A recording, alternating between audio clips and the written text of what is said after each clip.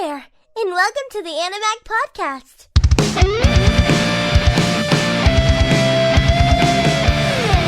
Hey, and welcome back to Animag, the #1 podcast for anime on the planet, baby. I'm your host, Asylum, sitting here with... Domicus! Good God, man! Holy shit. And we are back to reviewing Orange, baby. This is episode 11. We are getting close, buddy. More episodes! We're getting very close, and I'm super excited about this. Mostly because I want to see some fucking shit pop off on the show. We need more Hagita. I really enjoyed Hagita this episode. Yeah, at this point, we need a lot more Hagita. We need no more Kakeru, because I'm going to say it right off the gate. Episode 11 kind of made me hate Kakeru. We'll get into that. And now I don't think that Suwa is a bad guy anymore. Remember how we thought he might have been turning evil? I don't think so. I really don't think so. So, like, this episode gets a little crazy before the intro. There's a good bit that happens. Right before intro roll, they're looking at pictures from the rally race, and the girls are saying how they love this one and they love that one, and then Hagita's like, I don't love any of them. And then he sees a picture of his mom and dad. Azu's like, you sure you don't like this one? And he's like, Mom! Naho's like, oh, I'll take this one. It's a picture of Kakeru, of course. And then he's taking a picture of Naho. They're all kind of chummy in this episode. She gets all embarrassed and she's like, oh no, don't take that one. You know what this motherfucker's going to do with that picture a little later on. Dirty dog. And then we see Azu ask about the prize between Kakeru and Naho. Remember, she had to kiss him if they won the race. Yes. And here's the thing is, like, they kind of get embarrassed and don't say much about it. The whole group thinks that Naho was the one that kissed Kakeru, but we know the truth. Kakeru was the one that kissed her. And then Kakeru answers that question with, well, who cares anyways? And then we see Azu and Takako kind of get all flushed in the face, and they're like, oh, you know, because they want the deets. And then we hear Hagita say, no fair, I haven't gotten my reward yet. She forgets the bread. Yeah, she forgot his prize. They start talking about the second one, and then they're like, ooh, you almost went into a date. And then he starts yelling, it wasn't like I was trying. But you know damn well he was trying. He was 110% trying, dude. He drank that Alti. That's why you drink Alti, baby. Use code Animag at checkout on altisubs.com for 10% off your entire purchase. Maybe you too could even win a rally race and get bread and a date. And Kakeru actually ends up thanking everyone for the message that they passed down during the race. And here's the thing that I caught. He questioned the fact that Naho was like, we'll still be friends even 10 years from now. He questioned that. Is he starting to notice something strange about the group and them talking about the future so much? Because Azu goes, oh, you'll understand that one day. Maybe? I think he might be starting to slowly catch on. I don't know, man. If somebody would have told me that, I would have been like, what the fuck are you talking about?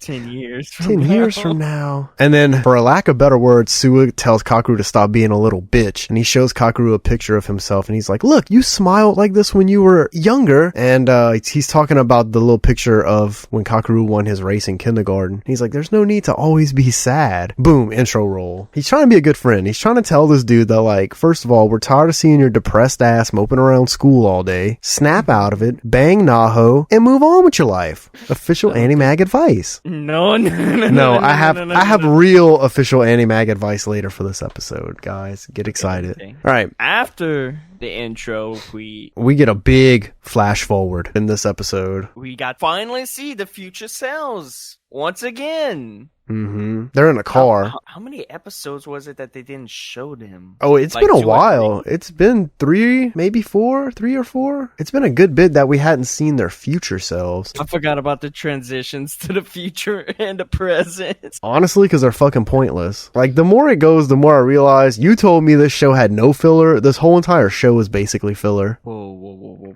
I'm telling you, dude. They're just trying to save your boy. So, we're in the flash forward, and they're all riding in the fucking car, and Sue was holding a picture of Kakeru from when he was younger. Remember, they had like left Kakeru's grandma's house because they had went to visit his like his urn or whatever his grandma had, because he's dead in the future. And I guess he got a picture, the kindergarten picture of Kakeru when he was younger and just won the race. He winds up saying that he feels guilty for stealing Kakeru's future, and like, what does he talk for stealing Naho is what he said. Like, what? And also in the car, why the fuck were they talking about Naho like she wasn't in the car? They're literally talking about this girl and she's in the back seat. They must have forgot about her. They must have, because they're like, I wonder if Kakeru ever found out how Naho really felt about him, instead of just turning around and including her in the conversation. And then Hagita says if he had known that Kakeru was gonna die, he would have been on his side, no questions asked. And Suwa looks at him and goes, what the hell, man?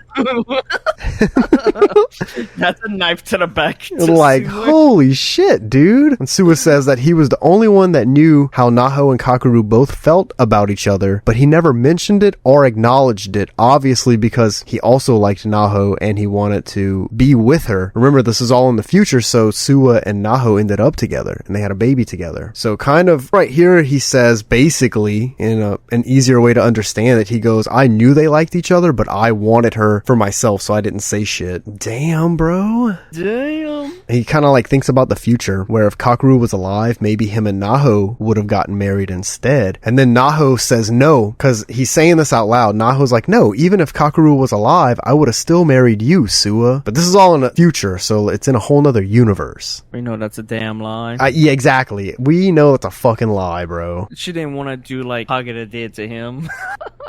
I don't know what you're talking about. When Hagita said he had Kakeru's back if Oh, how he would have been on Kakeru's side? Yeah. And then, like, Hagita's trying to figure out exactly when Suwa had actually axed Naho out in that particular timeline. And he almost crashes the fucking car. And then Azu's screaming at him. She's like, drive and talk, Hagita. This dude almost kills everyone trying to figure it out. And then that's the end of our flash forward. It doesn't seem that long when we talk about it, but honestly, it was a major flash forward. Yeah. I want to say by the time we got out of it, it was probably like 8 or 9 minutes into the episode. Yeah, because like the introduction was like 2 minutes long, I want to say. Yes, it was a good bit before intro roll on this episode too. So you had that major part, and then right after intro roll, a major flash forward. So kind of interesting. So we cut back to present day, and apparently it's almost Christmas time, because Azu was talking about, you know, she was asking everyone what they were doing for Christmas Eve. And they're all like talking, making plans. They're kind of planning to go spend some time at this shrine together as a group. And Suwa says he can't go and that he has something to do. And Azu actually ends up seeming a little surprised by this. She's like, what? But there's a reason why Suwa's not going to want to go. It's because he knows that that was when he axed Naho out in the future, because his letter kind of said it. So he's trying to... I don't know how to say it. He's trying to like take matters into his own hands, because it's not Christmas Eve, because they were going to stay from Christmas Eve to New Year's Eve, and New Year's Eve was apparently when he axed her out or told her his true feelings in the future. So whatever, Kakeru invites Naho to go get some food after this discussion, and like before she can even say yes, he just grabs her arm and starts pulling her away, and he's like, come on, give me a bitch.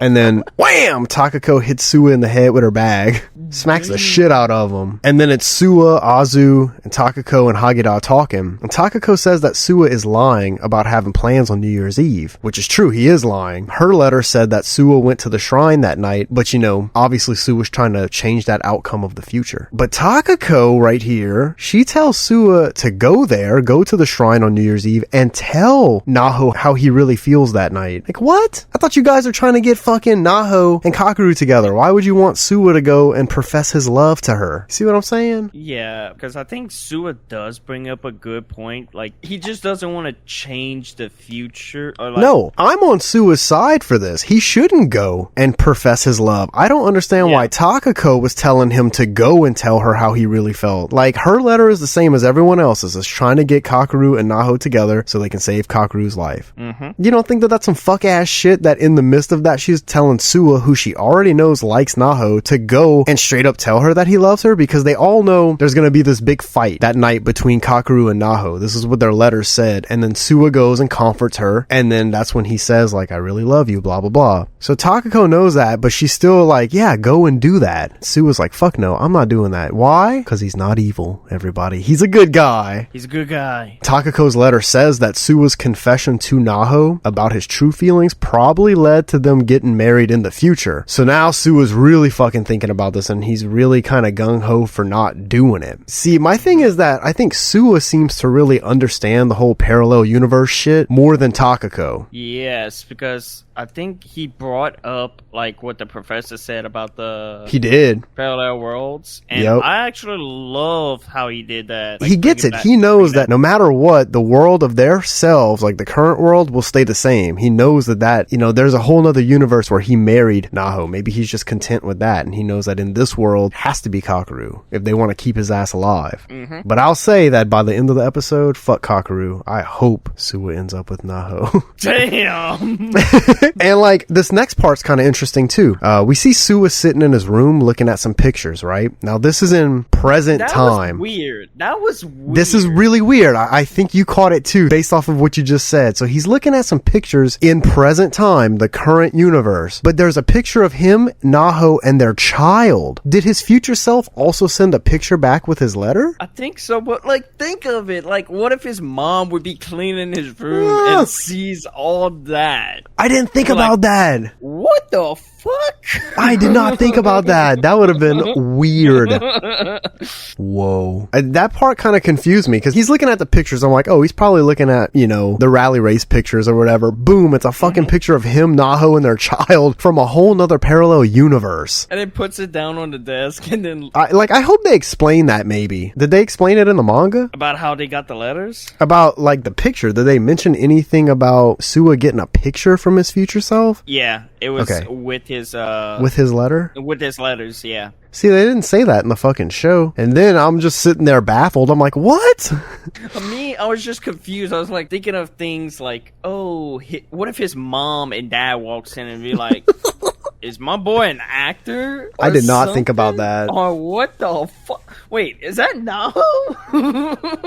My God, dude. So, I mean, he's staring at this picture. We know he's thinking about that. He's obviously thinking about the parallel universe where they are married and have a kid. But he's probably also thinking about current universe timelines where, should he tell Naho how he really feels? Or maybe he shouldn't. So we get to, Christmas Eve, that area. And Kakeru's grandma winds up getting sick. So him and Naho wound up not getting to see each other at all for Christmas Eve. And in the future, apparently Naho never got a chance to apologize for their fight that they're going to have on New Year's because he passed away before she got the chance. This is what they have, like a small flashback here or like an internal monologue for Naho. And we learn that. We see Azu and Hagita kind of standing outside waiting for Naho, and Takako's there. And Takako says, oh, she says this to Azu and Hagita. She goes, oh, are y'all on a date? And Hagita's like, no, we just ran into each other. That's a lie. They were on a date. 100% they were on a date, bro. Just do it. Hagita lies whenever he yells, I think.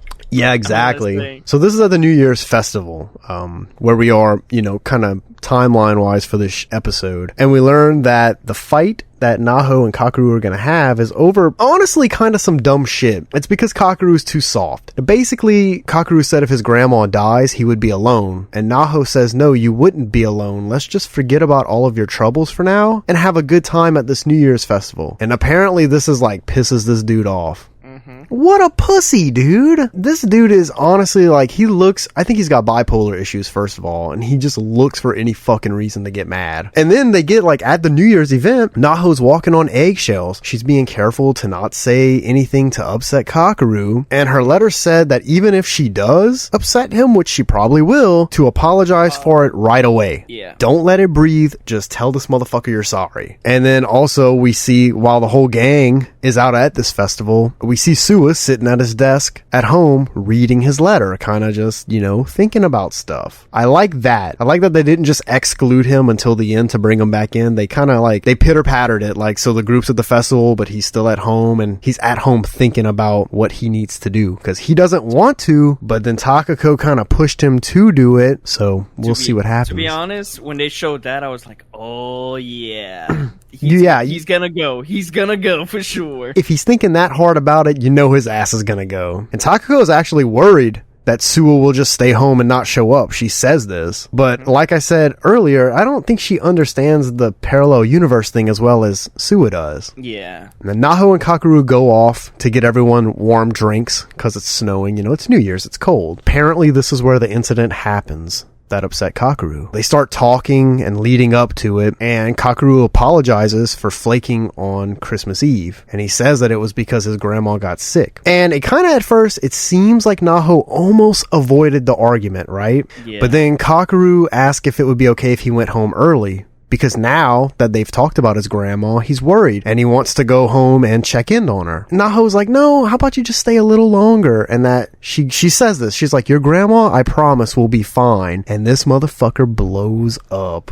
And he's like, how can you promise that? This dude is fucking bipolar. Like, I could understand that because Naho and them got future letters saying that, oh, they go visit his grandma, so she's gonna make it out alive. But Kakeru doesn't know that. He doesn't want to make the same mistake as he did with his mom. That's why he wanted to leave early. I understand that, but his mom was mentally ill, right? That's something that's unpredictable. His grandma just came down with like a fucking cold or something. You can look at that and judge it and say, yeah, my grandma will probably be okay. You know what I'm saying? If you're like, oh, falling in love with this girl, maybe think in your head, like, what's an extra 20 minutes and then I leave and go home and see about my grandma? You know what I'm saying? I feel like he got unnecessarily mad about this. I see your point of it because, like, technically this kind of happened already. He ditched his mom for the same group of people that want him to ditch his grandma. So he is probably afraid that his grandma's going to pass and he'll be alone. But I don't think a mental illness and like a sickness, like a cold or something, like you really can't judge that on the same boat. Like, stay for 20 minutes and Kakeru should have been like, hey, how about instead of just me going to see my grandma, why don't I take you? Yeah, we go together. We go together. She wasn't asking this dude to fucking stay for an extra 6 hours and then go home and fuck her brains out. She was asking for, you know, an extra 10 or 20 minutes. This dude, he blows up and he's like, sorry, I'm going home. And he's starting to walk off and Naho grabs his arm and he swats it away again. It's the second fucking time this dude swats her hand. And he says, please don't. I just can't talk anymore. And he tells her to stay away. He goes, stay away. It'll be easier. What the fuck? Red flag, sister. Here's the part of the show where I give all you cool boys and girls a little official Animag advice. Anytime that you are invested or getting invested into someone and they are portraying red flags like this, dip. Dip on the first red flag that you see, whether it makes you uncomfortable or whether it's something that you say, I could probably live with this. If it's a red flag, dip. Yes, this dude, I can agree. This dude has portrayed so many red flags to Naho throughout this show, and I understand they have a mission to do. They're trying to save his fucking life, and he doesn't know that. But at the same goddamn time, would it be so rude for her to just look at him and say, you know what, Kakeru, go jump in front of a bus?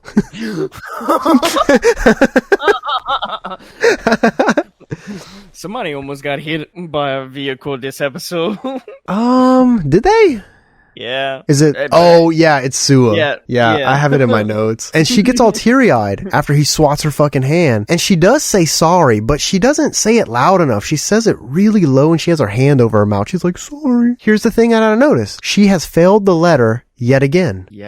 This chick, I would not put my life in Naho's hands. I would put my life on Hagita's. Oh, I would trust Hagita, dude. Hagita, I want a spin-off show of just this dude. And here's the thing. He doesn't ever have a whole bunch of lines. It's always just like little one-hitters and shit, but they are always so funny. After this big fucking meltdown with Kakeru, we see Takako, and she called Suwa, and she's asking him what he's doing. And behind her, we see Azu and Hagita, and they're either freezing to death, or they were like scared, because they were kind of green, and they were shaking. Yeah, it was cold. They were cold. I didn't know if they were like panicking because she had called Suwa. I assumed they were just cold, but I wanted to ask that because I wasn't sure. Because like Kakeru and Naho was supposed to go get drinks for them to go on. Oh, right. They never got the drinks. Yeah.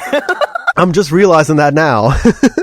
And Suwa says he's just busy and he's watching TV, but he's walking, right? And then Hagita and then Azu. This is what I like about Hagita. I think the reason why Hagita took the phone away from Takako is to get Suwa to go. Yeah, I feel like Hagita convinced him, or he was going to do a better job at convincing Suwa, because Suwa was already on the way when they called him. Spoiler alert. And, because both Azu and Hagita kind of pepped up Suwa to try and get him to come over to the New Year's Eve festival. And Hagita says, I don't think that it's smart to alter the future, because even though that we're altering this future for ourselves in this timeline, it winds up changing it for someone else. It's just not fair. And I understand what he's saying. It's like the letter says that in that future, in that other universe, that the red team won the rally race, but now they have altered it in that current universe because they won. So the blue team. Yeah, the blue. God damn it, I fucked that up. Hagita goes on this fucking whole rant about it, saying how like the blue team won in the other universe and now the red team has won in their universe, and he just doesn't think that it's smart to be messing with it that much. But as Suwa and Azu are talking, she hears a horn, like a car horn honk, and she's like, "Where are you?" And he just says, "Later," and hangs up.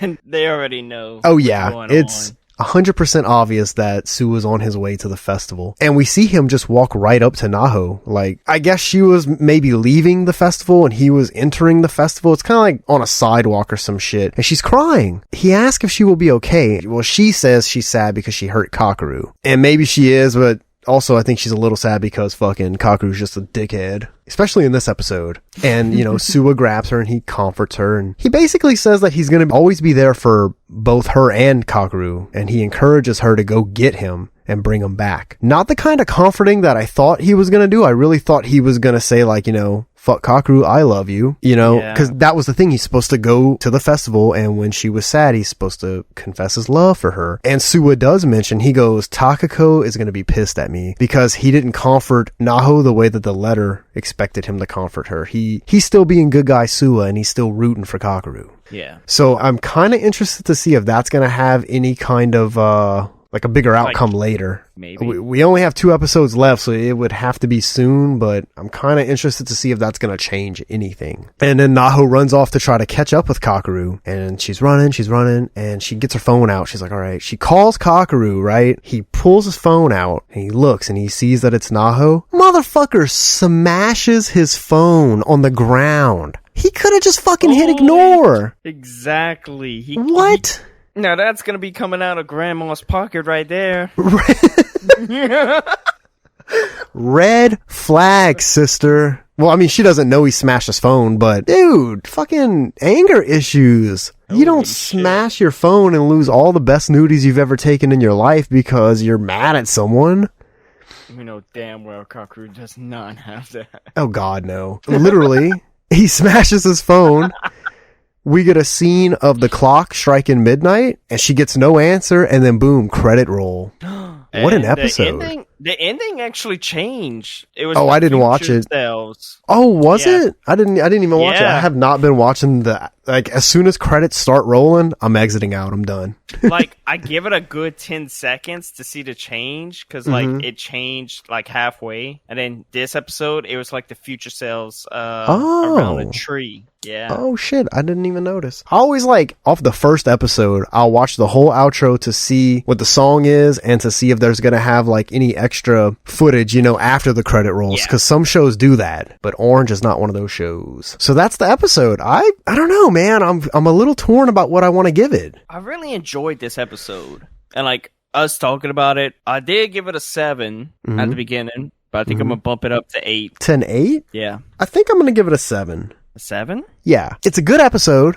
Yeah. Obviously, like, the stuff with Suwa is kind of interesting. Yeah, but it was just the whole Kakeru scene, right? I mean, it's nothing ruined the episode for me. I thought it had a lot of good stuff, but we are literally, after this one, we are 2 episodes away from finale. Or technically 1 episode stands in between us and the finale episode. And it's like, I don't feel like there's enough. In my brain, the last 2 episodes have to be so absolutely jam-packed that it's just going to be too much to fucking comprehend. And maybe they'll do it right. Here's the thing. Maybe they will do it right and blow my mind, but just judging off of what I've seen so far from the show already, I doubt it. I'm a little worried. This episode was great. It leaves me a lot to think about with the whole Suwa not actually confessing his love when he comforted Naho. Maybe that's going to change some shit. This is what I was hoping for. I was hoping for Suwa to show up, confesses his love while she's crying, and that alters their current future that they're going to get to in a couple of episodes, and we see them successfully save Kakeru's bitch ass. We don't want to see him die. And then Suwa and Naho end up together because remember in the parallel universe future, she said, even if Kakeru was alive, I'd still marry you, Suwa. I would love to have seen that come back around into the present day future, if that makes any sense. Yeah. I'm hoping that's what happens. Kakeru finds out that they're gonna get married on the wedding day. Is there any objection? Here's the thing. Please speak now. Kakeru won't even find out if they get married. He smashed his fucking phone. Can't check Facebook. Damn. Or MySpace. Or MySpace. So that was pretty much it, ladies and gentlemen. You're going for Suwa and Naho. I'm going for Hagita and Hagita and Azu. Yeah. Instead of them getting a relationship, it's Hagita. And I think everyone watching this show, honestly, is going for Hagita and Azu. Everyone has to want that to happen. Yes. It's interesting and it's funny and they're both good for each other. So why not? Why not? So that was it, pretty much. Episode 11. Not bad. 2 episodes left. I'm excited to see where this is going to go. Leave a comment down below. Also, thank you for listening to this show. I realize we've done a few episodes of Orange at this point and haven't gotten a chance to say thank you. No matter where you're listening to this podcast from, we got it kind of all over, to be honest, but it's always appreciated no matter how you're taking it in. Yes. Thank you. Remember, thank you all. Click the link down below to drink some more. Use code Animag at ultisubs.com. And, you can also click the link down below too and get some dubby if you want. I will say, if you're looking for a good flavor from Ulti, and old Thomicus can agree, Blue Raz. Yes. I think it's the best Blue Raz I've tasted in the game. Yes, I can agree. It's very, very refreshing. I think the only other one that can compete with it would be Gamersups' Blue Raz, but we don't have a sponsorship with Gamersups, so they can go fuck themselves. It's Ulti all the way, baby. It's Ulti all the way. So thank you guys for listening. Hope to see you tune in next week for our second to last episode, guys. Be safe out there. We love you. And so long, everybody. Sayonara. Thank you for listening. Be sure to visit our website at www.animag.org. See you next time.